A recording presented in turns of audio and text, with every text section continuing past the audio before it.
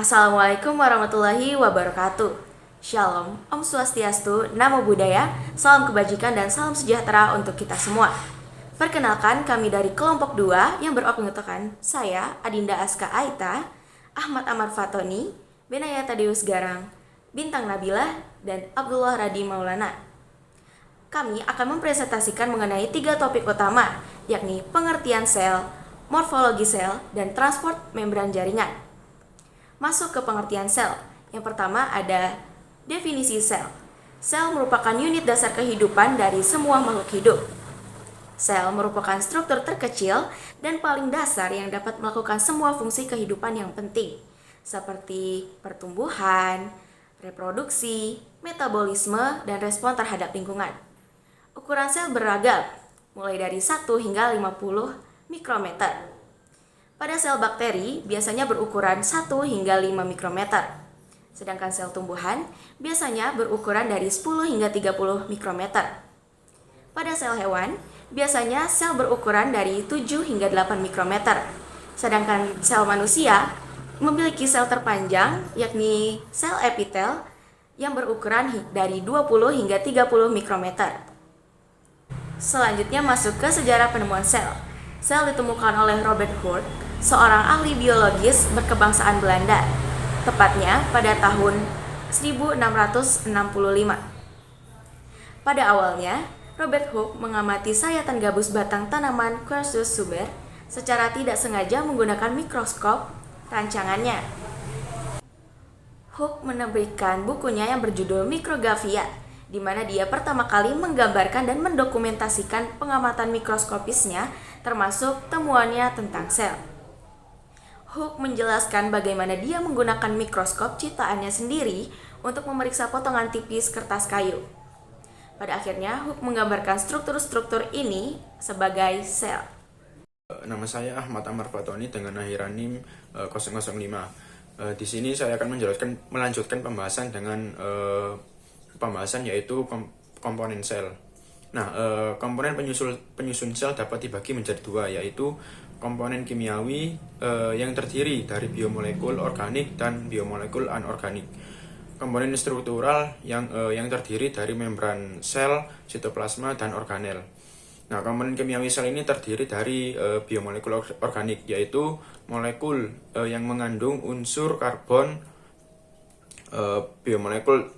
Biomolekul organik terdiri dari karbohidrat, yaitu sumber energi utama bagi makhluk hidup.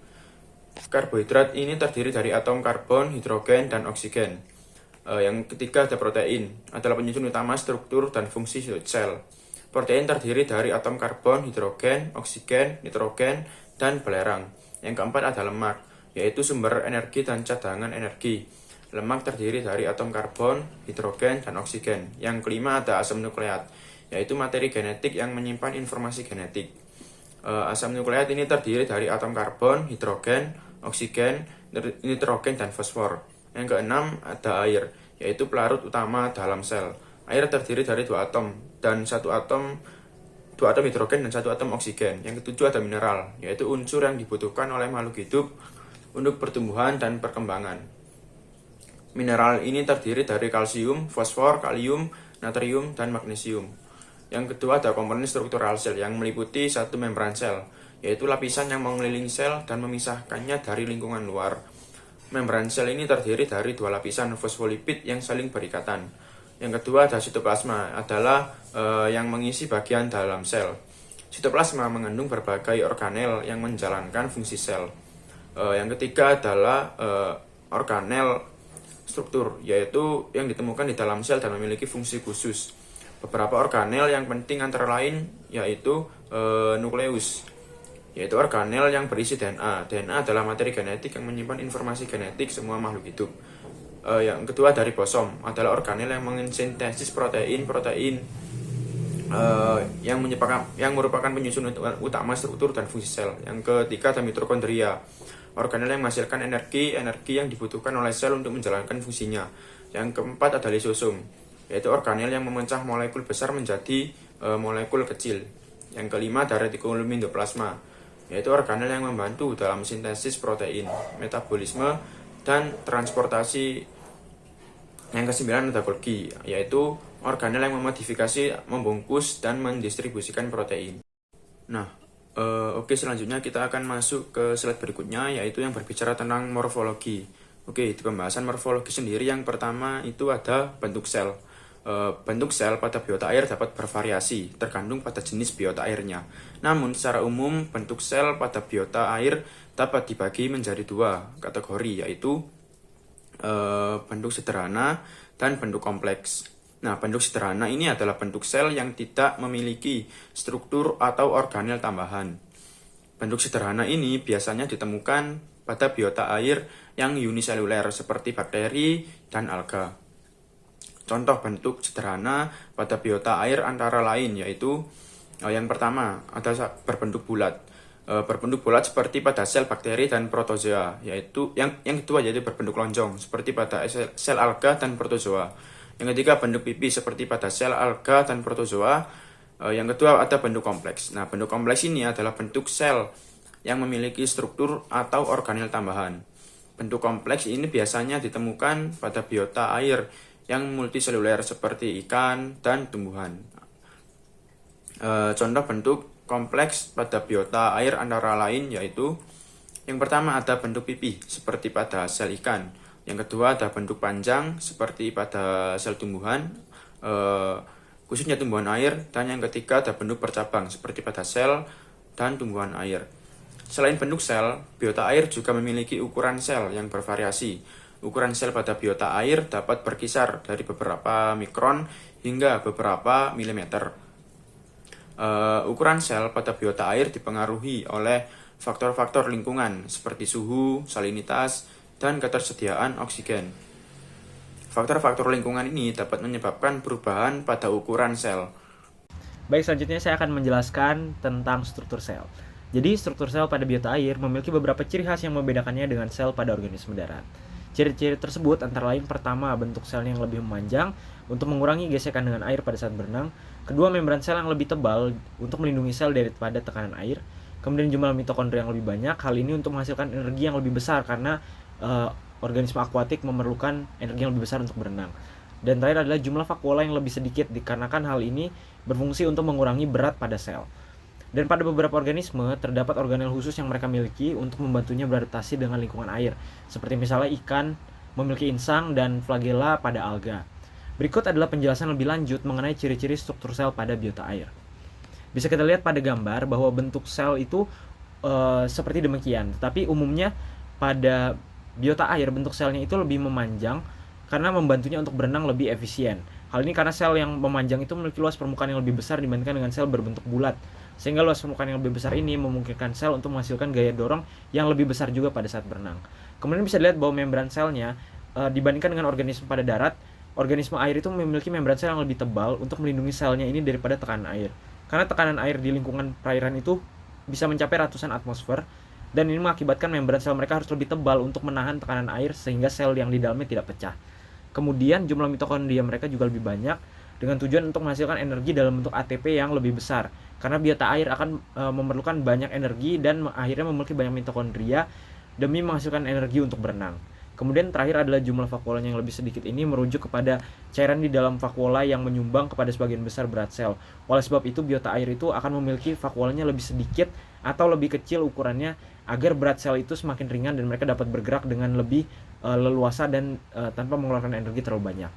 Kemudian untuk organel khusus di beberapa organisme itu ada misalnya insang pada ikan yang berfungsi untuk menyerap oksigen langsung daripada air.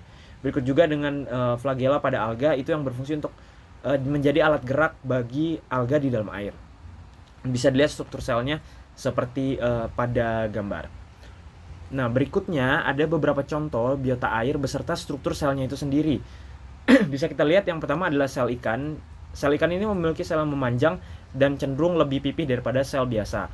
Karena membran pada sel ini akan lebih tebal dibandingkan dengan sel organisme darat, sehingga ikan ini tuh memiliki banyak mitokondria juga untuk menghasilkan energi yang besar untuk berenang.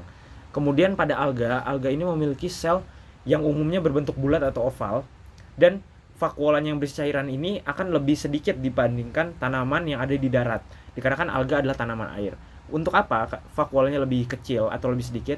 Karena tanaman atau sel berusaha mengurangi jumlah berat pada massa badannya, sehingga nantinya sel ini dapat bergerak lebih bebas dan alga itu bisa bergerak lebih nyaman di lingkungan perairan. Kemudian terakhir adalah serangga air. Serangga air ini contohnya dia memiliki sel itu memanjang dan pipih dan memiliki lapisan kutikula sebagai ciri khas daripadanya untuk melindunginya dari tekanan air. Karena meskipun serangga air itu umumnya ada juga yang bisa terbang atau berada di daerah terestrial atau darat, tapi ketika mereka sampai ke air, mereka perlu perlindungan ekstra daripada tekanan air, sehingga mereka memiliki lapisan kutikula berbeda dengan beberapa jenis serangga di darat. Demikian struktur sel pada biota air yang merupakan hasil dari adaptasi terhadap lingkungan air itu sendiri, yaitu seperti tekanan air yang besar, kemudian kesulitan untuk gesekan dengan air, dan lain sebagainya. Sehingga ciri-ciri struktur sel tersebut akan membantu biota air untuk bertahan hidup dan berkembang biak di lingkungan perairan sebagai biota akuatik. Halo, perkenalkan nama saya Bintana Bila Kurniatanti. Di sini saya akan menjelaskan pengertian transport membran jaringan. Seperti yang udah teman-teman lihat, di situ juga ada gambar yang udah sangat jelas banget dari bagian transport membran jaringan itu sendiri. Terus aku bakalan jelasin nih, transport membran jaringan itu apa sih? Nah, transport membran jaringan ini dalam konteks jaringan biologis merujuk pada pergerakan zat-zat seperti ion, molekul kecil, dan nutrisi melalui membran sel atau membran jaringan yang mengelilingi sel-sel dan komponen biologis lainnya. Nah, transport membran jaringan sangat penting tuh dalam menjaga keseimbangan internal sel dan memungkinkan keseimbangan sel untuk berbagai proses biologis terjadi dengan secara efisien dan lebih efektif pastinya. Nah, di slide selanjutnya, jenis-jenis transport membran jaringan itu kan ada dua, yaitu yang pertama tuh transport pasif dan transport aktif. Di sini aku bakalan jelasin transport pasif itu apa. Kalian bisa lihat juga di situ ada gambar yang udah ngejelasin banget kan transport pasif itu seperti apa. Transport pasif itu terjadi tanpa perlu energi tambahan dari sel, dan transport pasif ini terjadi secara spontan dan bergantung pada gradien konsentrasi zat-zat yang terlibat. Dalam transport pasif itu sendiri, zat-zat bergerak dari daerah terkonsentrasi tinggi ke daerah yang terkonsentrasi rendah, jadi dari tinggi ke rendah gitu. Dan itu termasuk difusi sederhana, osmosis, dan difusi fasilitatif. Nah, sebenarnya 3 bagian tadi tuh udah aku sebutin contoh dari transport pasif itu sendiri ya. Tapi nanti aku bakalan bahas lebih lanjut ke next selanjutnya. Dan contoh dari transport pasif ini adalah pergerakan oksigen melalui membran sel dari daerah yang kaya oksigen ke daerah yang lebih sedikit oksigennya. Oke, ke next selanjutnya. Di slide selanjutnya ini, seperti yang udah aku sebutin tadi, aku udah sempat mention kalau jenis transport pasif itu kan ada 3, osmosis, difusi, dan difusi terfasilitasi. Yang pertama itu aku bakalan jelasin osmosis. Nah, osmosis ini tuh perpindahan air melalui membran semi-permeable dari daerah dengan konsentrasi air yang tinggi, hipotonik, ke daerah konsentrasi air yang rendah atau hipertonik. Dan osmosis itu terjadi karena upaya molekul air untuk menyamakan konsentrasi zat terlarut di kedua sisi membran gitu. Nah, dari proses ini tuh sering terjadi dari sel-sel yang hidup gitu, seperti sel-sel tumbuhan yang mengalami penyerapan air melalui dinding sel. Selanjutnya ada difusi. Difusi itu adalah perpindahan zat-zat atau molekul dari daerah dengan konsentrasi yang tinggi ke daerah yang konsentrasinya itu lebih rendah. Difusi itu terjadi karena molekul bergerak secara acak dan cenderung menyebar ke seluruh ruang yang tersedia hingga mencapai suatu titik keseimbangan itu tadi gitu. Nah, contoh difusi itu sendiri adalah pengembangan aroma dari parfum yang disemerkan di satu sisi ruangan ke seluruh ruangan. Nah ini tuh aku ambil contoh secara yang global gitu dalam contoh dari difusi itu sendiri. Nah selanjutnya yang ketiga yaitu difusi terfasilitasi. Difusi terfasilitasi ini adalah jenis difusi yang melibatkan molekul-molekul yang lebih besar atau bermuatan yang tidak dapat melewati membran lipid ganda secara bebas. Jadi ukuran difusi terfasilitasi ini emang lebih besar gitu. Dan dalam difusi terfasilitasi ini, molekul-molekul melewati membran melalui protein permukaan yang bertindak sebagai saluran atau pembawa untuk memfasilitasi perpindahan suatu zat tersebut. Jadi sesuai dengan namanya yaitu difusi terfasilitasi, jadi dia tuh berfungsi juga untuk sebagai fasilitator lah intinya gitu. Dan proses yang penting dalam perpindahan glukosa dan ion-ion tertentu di dalam sel tubuh manusia. Selanjutnya ada transport aktif, seperti yang udah teman-teman lihat, ada tertera gambar juga di situ transport aktif. Dari mulai strukturnya juga udah lengkap, dan transport aktif ini memerlukan energi tambahan. Kalau transport pasif tadi kan gak ada energi tambahan ya, jadi kayak kebalikannya gitu. Dan biasanya dalam bentuk ATP untuk membedakan zat-zat melawan gradien konsentrasi, yaitu dari daerah konsentrasi rendah ke yang tinggi. Kalau yang pasif tadi kan cenderung ke tinggi ke rendah, jadi kayak kebalikannya gitu. Dan untuk mengatasi perbedaan konsentrasi zat-zat yang penting bagi sel seperti ion sodium dan potasium. Selanjutnya jenis transport aktif. Nah, transport aktif ini kan ada 3 jenis. Yang pertama endositosis. Endositosis itu adalah proses di mana sel memasukkan zat-zat atau molekul ke dalam sel dengan membentuk vesikel yang mengelilingi zat tersebut dan menahan vesikel untuk masuk ke dalam sitoplasma.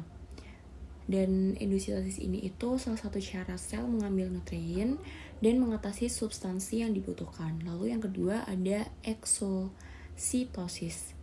Adalah proses sebaliknya dari endositosis itu sendiri, yaitu di mana sel membuang zat-zat atau molekul dari dalam sel keluar sel dengan membentuk vesikel yang mengandung zat tersebut dan melepaskannya melalui membran sel. Eksositosis itu terjadi pada berbagai jenis sel yang digunakan untuk mengeluarkan produk-produk sel, terus seperti hormon, enzim, atau produk limbah keluar sel.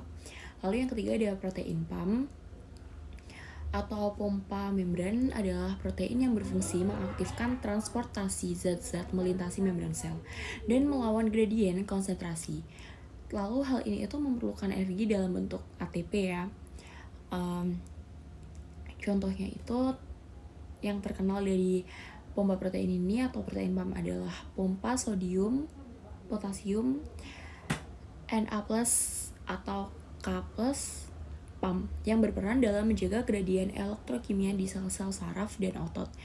Dan pompa protein sangat penting dalam menjaga potensial membran sel dan memungkinkan proses seperti kontraksi otot, terus perambatan impuls saraf, dan banyak fungsi seluler lainnya. Dan next selanjutnya akan dijelaskan oleh teman saya. Terima kasih. Baik, pada kesempatan kali ini saya akan membahas terkait proses osmosis yang terjadi pada organisme perairan. Di kesempatan kali ini saya akan memfokuskan kepada jenis ikan. Ikan itu sendiri melakukan proses osmosis dengan cara osmoregulasi. Osmoregulasi merupakan cara untuk mengatur keseimbangan cairan pada tubuh organisme dengan cara pengaturan keluar masuknya cairan ke dalam tubuh maupun keluar tubuh agar cairan dalam tubuh itu seimbang.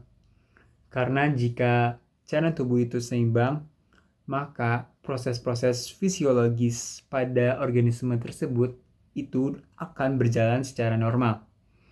Mekanisme dari osmosis pada ikan itu sendiri dapat dipengaruhi oleh konsentrasi zat pelarut. Jika konsentrasi zat pelarut itu yang berada di dalam tubuh dan di luar tubuh itu sama, maka itu tidak akan terjadi proses osmoregulasi, karena cairan dalam tubuh itu sudah seimbang, yang dinamakan itu dalam keadaan osmotik atau isotonik. Sedangkan jika cairan dalam tubuh itu memiliki konsentrasi zat pelarut yang lebih tinggi maupun lebih rendah dibandingkan konsentrasi zat pelarut yang ada di luar tubuh, maka akan terjadinya proses osmoregulasi. Proses osmoregulasi atau kegiatan osmosis tersebut juga dapat dilihat dengan adanya perpindahan molekul zat pelarut di luar sel yang akan masuk ke dalam tubuh sehingga menyebabkan terjadinya hemolisis. Hemolisis itu sendiri merupakan kegiatan pemecahnya atau pecahnya membran plasma yang dimiliki oleh sel organisme. Ikan air laut dengan ikan air tawar cukup memiliki perbedaan yang signifikan terkait osmoregulasinya. Ikan air tawar cenderung memiliki konsentrasi cairan tubuh yang lebih tinggi dibandingkan konsentrasi medianya atau di luar tubuhnya, yang dapat dikatakan juga ikan air tawar itu bersifat hipertonik. Sebaliknya, ikan air laut memiliki konsentrasi cairan tubuh yang lebih rendah dibandingkan konsentrasi media atau di luar tubuh, yang dapat dikatakan pula ikan air laut memiliki sifat hipotonik. Lalu, bagaimana jika ikan air laut itu hidup di air tawar dan sebaliknya, ikan air tawar hidup di air laut? Oke, jadi jika ikan air laut hidup di air tawar, dia akan beradaptasi dengan cara banyak minum air, mengeluarkan urin yang sedikit, dan jika keluar pun itu urinnya itu pekat, serta akan aktif mengeluarkan garam di dalam tubuhnya. Sedangkan jika ikan air tawar hidup di air laut, akan beradaptasi dengan cara sedikit minum air, kemudian mengeluarkan urin yang banyak dan urinnya itu terbilang encer, serta ikan air tawar tersebut akan mempertahankan garam-garam yang ada di dalam tubuhnya. Baik, contohnya ikan air tawar yang dapat hidup di laut itu adalah ikan sidap. Sebaliknya, ikan air laut yang dapat hidup di air tawar itu adalah salah satunya ialah ikan salmon. Baik, mungkin cukup sekian yang dapat kami sampaikan. Mohon maaf bila ada kesalahan.